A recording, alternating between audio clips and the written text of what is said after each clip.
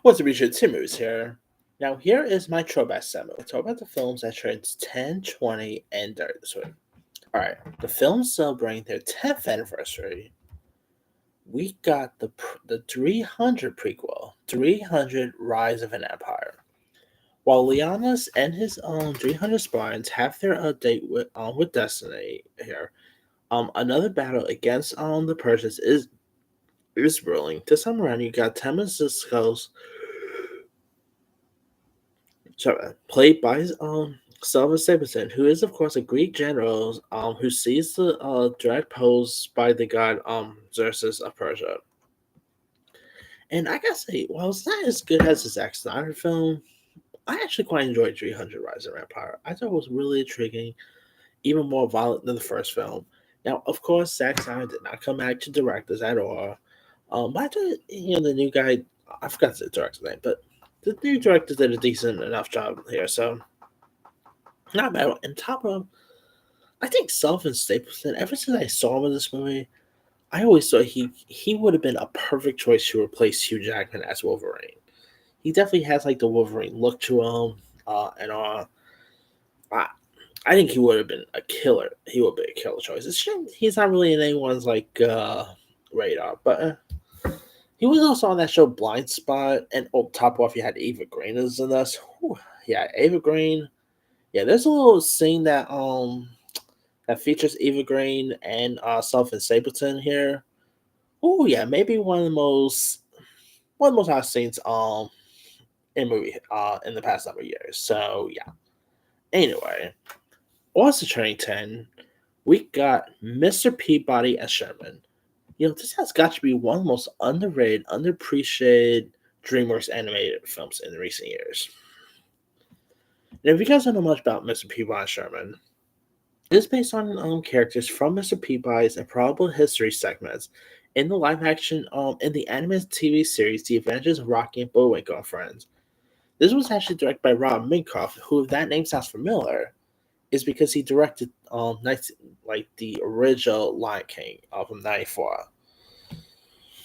Now, this features the voice talents of Modern Family co-stars Ty Burrell and Ari Winter, as well as Max Charles, Allison Janney. Now, here you got Mr. Peabody, voiced by Ty Burrell, and his adopted human son, Sherman, played by Max Charles, who uses the WABAC to embark on time travel adventures. And of course, Sherman accidentally rips a hole by taking it without permission to impress Penny, played by Winner, and they must find themselves repair history and save the future. It's a little bit similar to, let's say, Stewie and one of the kids' version of Stewie and Brian's event time travel adventures on Family Guy. Definitely always felt like those in a weird way. Obviously, I'm pretty sure this is where the Family Guy guy, because this is pretty much technically the characters came before Family Guy, but still, I enjoy this film a lot. The time travel elements was great. Love the voice talents. It's a shame that this did not get a sequel, but hey, after we just had the Megamind sequel, maybe it's a good thing we didn't get a sequel to this, because it probably would have been Megamind too bad. But I still quite enjoy this a lot. It's a shame there was never a sequel, but not every movie needs a sequel, I guess. I think there was a TV show, if I'm not mistaken, that came after this. I could be wrong there, but anyway. Also turning 10, there's the Grand Budapest Hotel, which is of course which got nominated for an Oscar for Best Picture, and I think they actually won a couple for Best Production Design and stuff like that. This is of course directed by Wes Anderson and has a really great cast. I'm talking Ray Fiennes, Tony Rivoli, who would go on to play Flash in Marvel's This was actually his breakout role, I should say. Of course, Tony Rivoli will go on to play Flash Thompson in Marvel's in the recent Spider-Man films with Tom Holland. He was just in Scream 6, so I guess you said that he's probably did stuff beforehand, but this was actually the movie that really put him on the map for most people. Then he was in that movie Dope a year after. I've always liked him ever since I saw him in this film. Now, other cast members also includes Tilda Swinton, Saoirse Ronan, Owen Wilson, Jeff Goldblum, Jude Law, Tom Wilkinson, and we guys know much about the story here. Ray Fiennes uh, pretty much joins the ensemble cast as Masora Gassiv H. I can never pronounce the name. Who's a famed concierge of the 20th century mountainside resort in the fictional Eastern European country of Zoboaka. And when he is framed for murder of a wealthy dogger played by Tilda Swinton, he and his recently befriended protege Zero, played by Tony Rowley, embarks on a quest for a fortune and a priceless resistance painting amidst the backdrop of the encroaching fences resume. And this features lots of interesting cast of characters too. It's a really good one, definitely one of Wes Anderson's best films in recent years. Uh, Far better than the last one he did. Yeah, I mean, what Wes Anderson, you can always tell how quirky his films are. You can always tell if it's a Wes Anderson film, and this one really does show pretty well. Great cast here. Really good flick if you guys haven't seen that. Again, it did get nominated for Best Picture, so there's that. All right.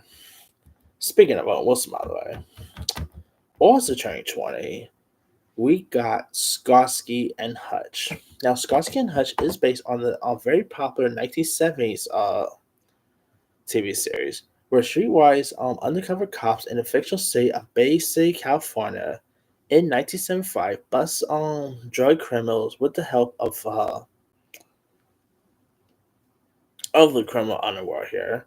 And so here, of course, the film is pretty much like a prequel to the TV series, as it portrays Starsky and Hutch being first partnered. The film is also switches personalities of the title characters. Uh, while in the television series, Starsky was curious and streetwise, Hutch was by the book. In the film, Starsky is a serious cop, and Hutch is a laid back one. And this, of course, had Snoop Dogg as Huggy Bear, which I love Snoop Dogg as Huggy Bear. You also had Vince Vaughn. You had some really cool cast members. Juliette Lewis was also in this. Fred Williamson, Carmen Electra, the late great Chris Penn, R.I.P. Chris Penn. A very fun cameo by Will Ferrell. You also had cameos by the original Starsky and Hutch actors, Michael Glazer, and David Soul. R.I.P. David Soul. I mean, this is a really fun one. It's really entertaining. The chemistry between Ben Stiller and Owen Wilson, which obviously we've seen that before with Zoolander. Everyone always, raised Zoolander. This is actually my favorite pairing of the two. Not gonna lie, I prefer this over Zoolander. I know that's that a lot of people always think that's weird, but me, I adore Zoolander. I adore Starsky and Hutch. It's just so entertaining. Uh, the action and comedy was great in this. Love some of the humor here. It was also directed by Todd Phillips, who obviously is best known for directing the Hangover movies. Beforehand, he also did Old School. He also did Road Trip. Top off, he also gave us Joker, and he has Joker too. Who would ever expect that the guy who directed Ben Stiller and Owen Wilson in a film like this will go on to direct an Oscar-nominated and winning film with Joker? Who would expect that? But I thought Todd Phillips did a great job with this, not less. It's a really fun one. It's really entertaining, and always boggling my mind we never got a sequel to this. I always wish we had one, but except we had Zoolander 2, which I don't hate Zoolander 2 as most people do. I sort of wish, I think Ben Stiller should have done a sequel to this instead of Zoolander, but anyway. Also turning 20, we got El Hidalgo, which is a biopic western film, which stars the likes of Viggo Mortensen, Omar Sharif, and was directed by Joe Johnson, who will also go on to direct the first Captain America movie. He did Jurassic Park 3. I believe he did Jumanji, if I'm not mistaken. So really cool director there. Now, if you guys don't know much about the story here, um, it is based on the legend of the American distance rider Frank Hopkins and his Mustang Hidalgo. It recounts Hopkins is racing his horse in Arabia in 1891 against Bedon's riding pure-blooded Arabian horse. And while this isn't a great film, it's a pretty good one though. Viggo Mortensen was great in this. The late great Omar Sharif is always terrific. Um, Definitely really cool horse race based film. Joe Johnson did a good job of directing this, so not a bad flick there. All right, now the film's turning dirty this week. We got the Charlie Sheen and Chrissy Swanson classic, The Chase. Now, The Chase was, of course, directed by Adam Rifkin, who also did Detroit Rock City. He did Luck. He's done some really cool stuff there. And here's what the film's about. It stars Charlie Sheen and Chrissy Swanson and set in California. The film follows a wrongfully convicted man who kidnaps a wealthy heiress and leads police on a lengthy car chase in an attempt to escape prison.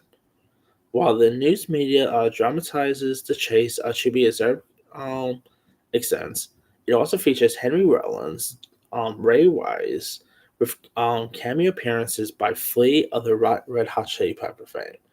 And I'm not gonna sugarcoat, this is not a good film at all, but it's more of a guilty pleasure of mine. I mean, this is definitely one of the best bad movies of the 90s. You know, still pretty entertaining.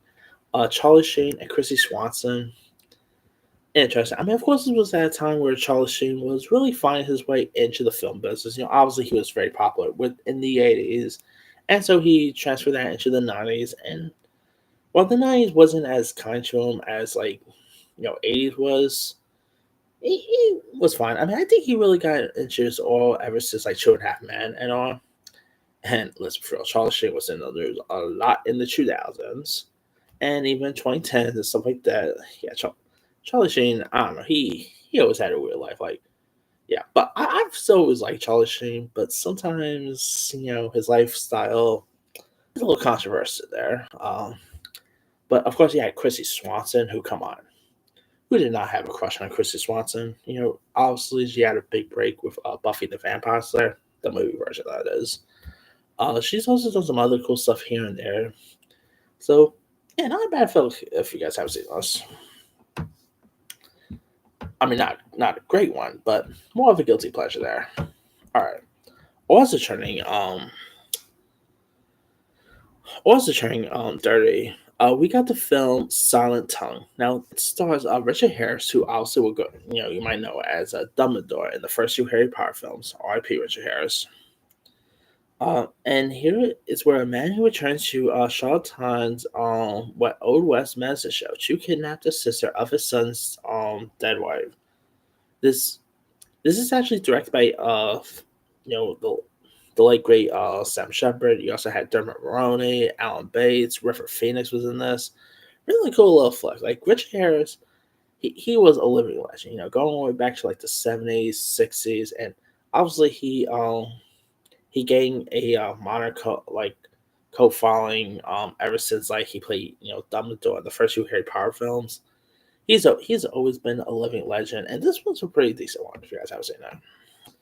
All right, what's the train there? We got the movie Greedy, directed by Jonathan Lynn, starring Michael J. Fox, Kirk Douglas, Nancy Travis, Phil Hartman, and it tells the story of an aging wheelchair using scrap metal tycoon whose younger relatives compete to get the inheritance when he dies. Michael J. Fox, let's be real, he's always been one of the best. Whether obviously Back to the Future, Spin City, but not everything he was in was the best. And this definitely one of his worst movies in my opinion. Like his characters just wasn't all that likable, pretty terrible to be honest. You also had Ed Begley Jr., who's always great, but even he couldn't save us. Kirk Douglas, R.I.P. He's a living legend. So why he went ahead and do something like this, beyond me. But yeah, not that great. If you guys haven't seen it, all right. Also turning dirty is the movie China Moon. Our honest homicide detective Kyle Bodine, played by Ed Harris, wanders into Tampa, Florida, bar one night and meets gorgeous Rachel Monroe, played by Madeline Stowe, who is married to abusive bank president Rupert, played by Charles Dance. And Bodine begins having an affair with Rachel. During a fight, Rachel accidentally kills Rupert and convinces Bodine to help her dispose of the body. But when Bodine's partner Lamar Dickey, played by Benicio del Toro, investigates the case, all the clues he finds points towards Bodine as like the murderer. And this wasn't a great one. A little forgettable. Of course, this was one of like Benicio del Toro's most earliest films. Obviously, he would go on to win an Oscar for Traffic. Guardians of the Galaxy's been in, but this definitely no more way. No, it's not so good.